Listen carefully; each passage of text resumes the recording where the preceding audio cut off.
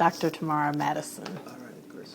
So I have been working with youth in pretty much youth ministry for the past 20 years. So I had some knowledge of youth and trauma. However, I didn't really have a lot of names for it.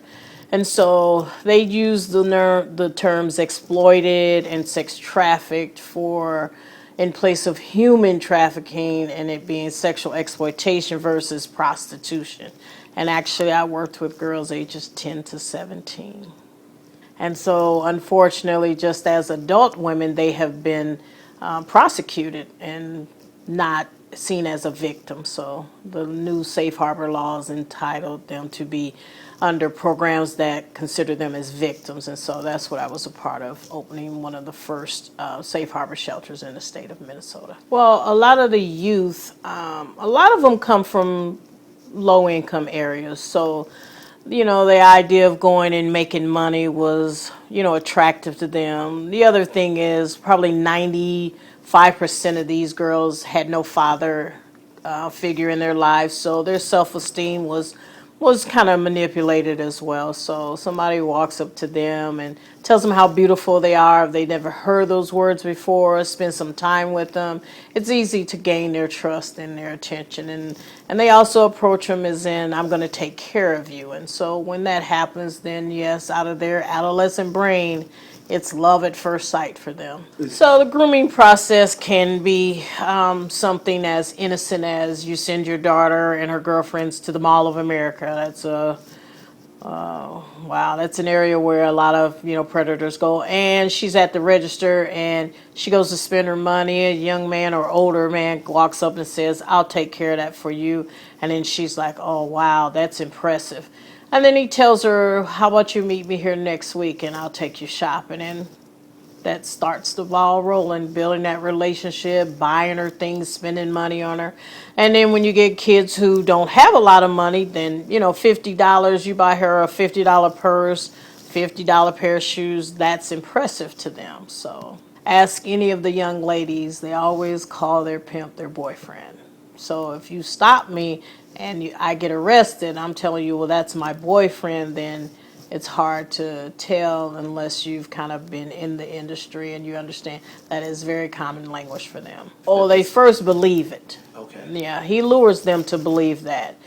And then once he has them, they find out they're not the only one. Because then the competition is on, I want to be his girl, so I'm going to go out here and I'm going to work harder so I can be his top girl, and thus the competition is between each other. So I think with trauma, we talk about trauma and complex trauma, and I think typically trauma is most found in families of color. So African American girls are trafficked and Native American girls are trafficked a lot more in the Twin Cities, but you don't really hear about that because that's not where a lot of the focus in organizations are. They really highlight some of the girls who come out of some of the more affluent neighborhoods that get groomed for trafficking, but a lot of the girls in the lower income neighborhoods, they actually get trafficked. So when we talk about race,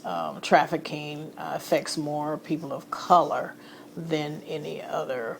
When you talk about, for example, if Minnesota is only 5% African American, then how is it that 70% of African American girls are being trafficked? Wow. So race is very connected, but that's the conversation that people don't like to have. A lot of times, again, homelessness, kids are out here, they're staying with somebody, then they are confronted with, I need you to bring some money into this household. And so typically they start having survival sex, and that turns into them kind of being more frequently visited and trafficked as well. But yes, there's a population of boys that are trafficked. Well, I think just establishing a relationship with youth is really important. A lot of times just listening to them is really important to them because nobody's really kind of giving them their choice. They are not choosing trafficking. They're not choosing to have sex for money. They're being forced into it by manipulation. And again, their adolescent brain doesn't understand that later on I'm going to misuse you because right now I'm going to just gain your trust. So building that trust is hard for them because the people that they trusted manipulated and violated them. So, but then there's the point where you empower them, you kind of get them to trust you and they start to share, and then you start understanding the root of the problem.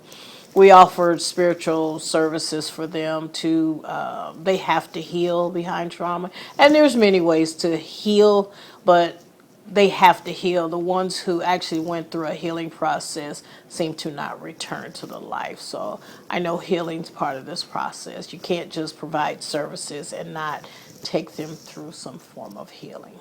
Well, we always talk about at-risk youth. All of our youth are at risk. So it can be as simple as your daughter or your son going to a party and not being allowed to leave that party. We know some stories of girls who just thought they were going to go smoke some marijuana and they didn't get to leave this house for 30 days and they managed to get away. But it's not as innocent as just going to a kid's party or a teen's party. So a lot of times the predators are having parties to lure kids.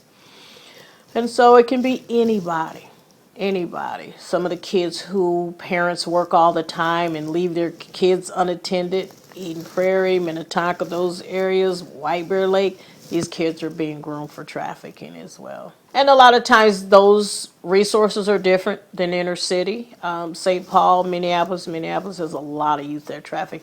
They don't have the resources to go get help outside of their community, so they have to try to heal within their community. So thus the embarrassment, the shame, that they try to overcome. But a lot of times some of the more affluent communities get to send their kids to Wisconsin and Iowa, and they go and get the services they need, and then they get to come back home.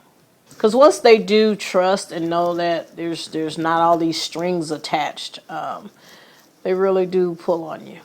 So the relationships I've established with these youth, I still have those relationships. They still reach out to me because they know that I care, and they know that I don't have a motive behind my caring. Yep. Thank you. You're welcome. Thank you.